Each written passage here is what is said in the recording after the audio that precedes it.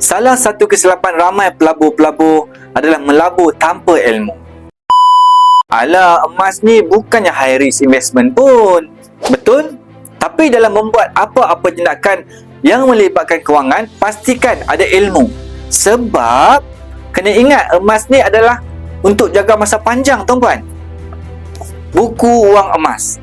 Jadi, kalau salah teknik ataupun salah faham dan salah pilih support team, tuan-puan akan terkontang-kanting dibuatnya nanti.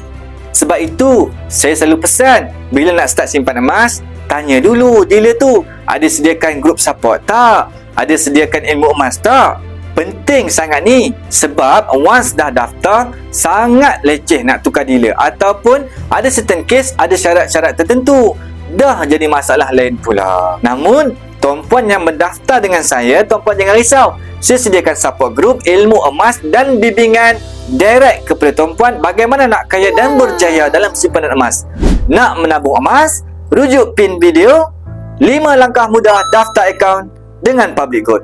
Terima kasih.